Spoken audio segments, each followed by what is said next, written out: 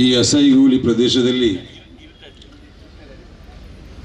ಸಾರ್ವಜನಿಕ ಅಭಿನಂದನಾ ಸಮಿತಿ ಎಂಬ ಸಮಿತಿಯನ್ನು ರಚಿಸಿ ಕರ್ನಾಟಕ ರಾಜ್ಯದ ನಂಬರ್ 1 ಸಚಿವರಾದ ಯುಟಿ ಖಾದರ್ ಅವರಿಗೆ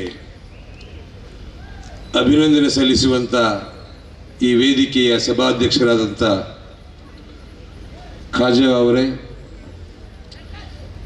ಎಲ್ಲ ಹಿರಿಯ ರಾಜಕೀಯ ಮುಖಂಡರುಗಳೇ, ಎಲ್ಲ ಧಾರ್ಮಿಕ ನೇತಾರರುಗಳೇ, ಮುಂದುಗಡೆ ಸೇರಿದಂಥ ಎಲ್ಲ ವಿವಿಧ ಪಕ್ಷಗಳ ವಿವಿಧ ಧರ್ಮದ ನನ್ನ ಸಹೋದರ ಸಹೋದರಿಯರೇ, ಈ ದಿನ ಪ್ರಾಸ್ತಾವಿಕವಾಗಿ ಮಾತಾಡಿದ ಮುಸ್ತಫಾ ಹೇಳಿದ ಹಾಗೆ ಬಹಳ ಒಂದು ಸಂತೋಷದಾಯಕ ಅಂತ ಒಂದು ದಿನ ನಮಗೆ. ಯುಟಿ ಖಾದರ್ಗಿಂತ ಮೊದಲು ಯುಟಿ ಫರೀದ್ ಅವರು ಶಾಸಕರಾಗಿದ್ದಾಗ ವಿಶೇಷವಾಗಿ ಉಳ್ಳಾಲ ಕ್ಷೇತ್ರವನ್ನು ಅವರು ನಡೆಸಿಕೊಂಡು ಬಂದಂಥ ದಾರಿ, ಅವರು ಮಾಡಿದಂಥ ಅಭಿವೃದ್ಧಿ, ಕಾನೂನಿಗೂ ಮಿಗಿಲಾಗಿಕೊಂಡು ಕೆಲವೊಂದು ವ್ಯವಸ್ಥೆಗಳನ್ನು, ಉದಾಹರಣೆಗೆ ಉಳ್ಳಾಲದ ರೇಷನನ್ನು ಒಂದು ಬದಲಿ ವ್ಯವಸ್ಥೆಯನ್ನಾಗಿ ಮಾಡಿಕೊಂಡಂಥ ರೀತಿ, ಅದರ ಕೆಲಸ ಮಾತ್ರ ಸ್ವಲ್ಪ ಸಮಾಧಾನವಾಗಿ ಸ್ಲೋ ಆಗಿ ನಡೀತಾ ಇತ್ತು. ಆದರೂ ಕೈ ಹಾಕಿದ ಕೆಲಸ ಯಾವುದೂ ಕೂಡ ಆಗದೇ ಇದ್ದಂಥ ಚರಿತ್ರೆ ಉಳ್ಳಾಲದಲ್ಲಿಲ್ಲ.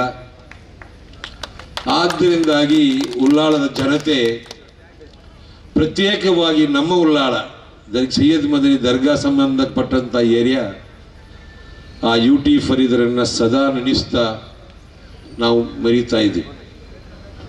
ಅದರ ಕಾರಣಾಂತರದಿಂದ ಅವರ ಮರಣದ ನಂತರ ಬೈ ಎಲೆಕ್ಷನ್ ಆಗಲಿ, ಅದರ ನಂತರದ ಚುನಾವಣೆಯಲ್ಲಾಗಲಿ ಯುಟಿ ಖಾದರ್ ಅವರು ಹೇಳಿದ ಮಾತು,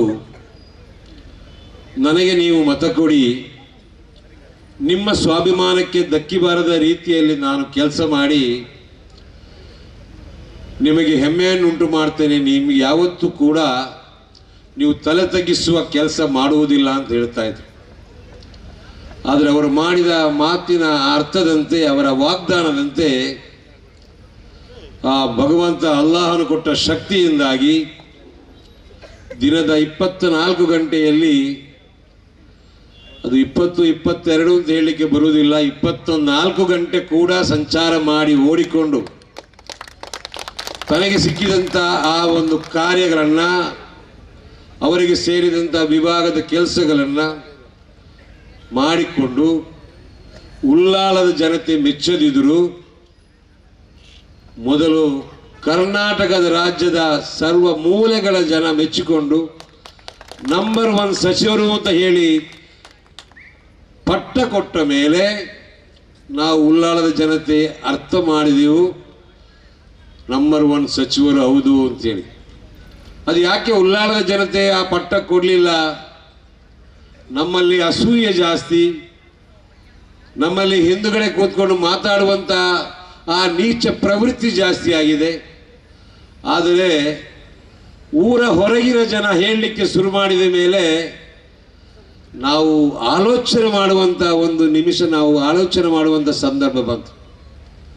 ಅದು ಮುಂದಕ್ಕೆ ಸಾಗಿ ಸಾಗಿ ಆಹಾರ, ಆರೋಗ್ಯ ಎಲ್ಲ ಆಗಿ, ವಸತಿ ಎಲ್ಲ ಆಗಿ, ಈಗ ನಗರಾಭಿವೃದ್ಧಿ ಸಚಿವರಾಗಿದ್ದಾರೆ. ನಗರಾಭಿವೃದ್ಧಿ ಸಚಿವರಾಗಿದ್ದಾಗ ಕೆಲವಾರು ಮಂದಿ ಮುಲ್ಕಿಗರು ಹೇಳಿದರು, ಮುಲ್ಕಿ ಕಡಬ ಅಲ್ಲಿ ಇಲ್ಲಿ ಅಂತೇಳಿ. ಬೇಡಿಕೆ ಇಡುವಂಥದ್ದು ನಾವು ನೀವು ಸಾಮಾನ್ಯ ಸ್ವಾಭಾವಿಕವಾಗಿ ಇಡ್ತೇವೆ. ಬೇಡಿಕೆ ಈಡೇರಿಸಲಿಕ್ಕೆ ಭಾಳಷ್ಟು ಕಷ್ಟ ಇದೆ. ಅಲ್ಲಿ ಬೇರೆ ಬೇರೆ ರೀತಿಯ ಮಂಜೂರಾತಿಗಳು ಬೇಕು. ಆ ಮಂಜೂರಿಯತ್ತೆಲ್ಲ ಆಗುವಾಗ ಅದಕ್ಕೆ ಬೇಕಾದಷ್ಟು ತೊಡಕುಗಳಿರ್ತದೆ. ಅದರಿಂದಾಗಿ ಎಲ್ಲ ಪೆಂಡಿಂಗ್ ಇರ್ತದೆ. ಈಗ ಉಳ್ಳಾಲದ ಮಟ್ಟಿಗೆ ನಾವಲ್ಲಿಗೆ ಅಭಿನಂದನೆ ಮಾಡೋದು ಬರೀ ತಾಲೂಕಿಗೆ ಮಾತ್ರ ಅಲ್ಲ. ಯುಟಿ ಖಾದರ್ ಅವರು, ನನಗೆ ಜಾಸ್ತಿ ಹೊಗಳಿಕ್ಕೂ ಆಗೋದಿಲ್ಲ, ಯಾಕೆಂತ ಹೇಳಿದರೆ ನಮ್ಮವರೇ ಆದ ಕಾರಣ ನಮ್ಮವರನ್ನು ಹೊಗಳೋದು ಸಾಧ್ಯ ಆಗುವುದಿಲ್ಲ. ಆದರೆ ಕೆಲಸ ಮಾಡಿದ್ದನ್ನು ಹೇಳದಿದ್ದರೆ ನಾವೇನೋ ಅಸೂಯೆಯಲ್ಲಿ ಹೊಗಳುವುದಿಲ್ಲ ಅಂತ ಯಾರಾದರೂ ನಡೆಸ್ಬೋದು. ತಾಲೂಕು ಮಾತ್ರ ಅಲ್ಲ, ಪ್ರತಿ ಒಂದು ಗ್ರಾಮದ ಜನರ ಬೇಡಿಕೆ, ಆ ಚುನಾವಣೆ ಸಂದರ್ಭದಲ್ಲಿ ಏನು ಬೆರಳು ತೋರಿಸಿದ್ದೀರಿ, ಏನು ಅವರು ಕಣ್ಣಾರೆ ಕಂಡಿದ್ದಾರೆ, ಅದನ್ನು ಪುನರಪಿ ನೆನಪು ಮಾಡದೆ ಈ ಉಳ್ಳಾಳವನ್ನು ಯಾವ ರೀತಿ ಅಭಿವೃದ್ಧಿ ಮಾಡಿದ್ದಾರೆ ಅಂತ ಹೇಳಿದ್ದಕ್ಕೆ ನಾವು ನೀವೆಲ್ಲ ಇಲ್ಲಿ ಸೇರಿದ ಜನ ಸಾಕ್ಷಿ.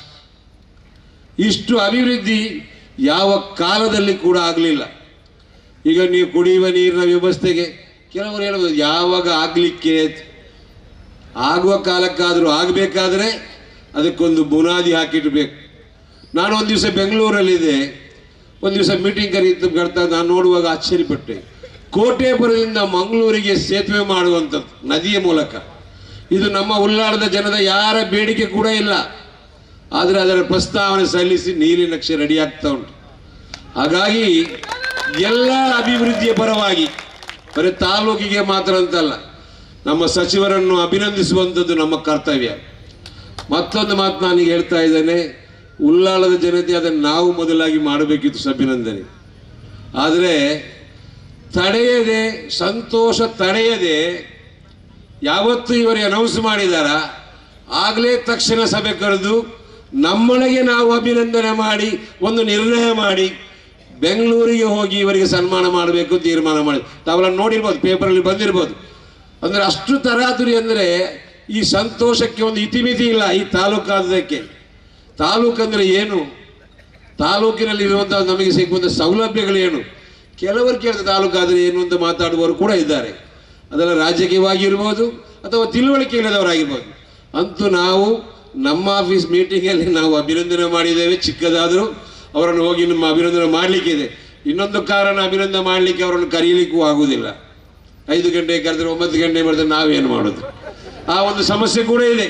ಅಂದರೆ ಅವರು ಏನೋ ಎಲ್ಲಿ ಹೋಗಿ ಕೂತ್ಕೊಂಡು ಊಟ ಮಾಡಲಿಕ್ಕೆ ಹೋಗಿದ್ದಾರೆ ಅಂತಲ್ಲ, ಅಭಿವೃದ್ಧಿಯ ಹಿಂದೆ ಓಡಾಡುವಾಗ ಸಮಯಕ್ಕೆ ಬರಲಿಕ್ಕೆ ಕೂಡ ಆಗೋದಿಲ್ಲ. ಆ ನಿಟ್ಟಿನಲ್ಲಿ ನೀವು ಮಾಡಿದಂಥ ಈ ಒಂದು ಅಭಿನಂದನಾ ಸಭೆ ಇದು ಅಲ್ಲಾಹನು ಮೆಚ್ಚುವಂಥದ್ದು. ರಾಜಕೀಯವಾಗಿ ಕೆಲಸ ಮಾಡುವವರಿಗೆ ಎಲ್ಲ ಅಲ್ಲಾಹನು ಭಗವಂತ ಹೇಳಬೇಕಾದ ಅಗತ್ಯ ಇಲ್ಲ.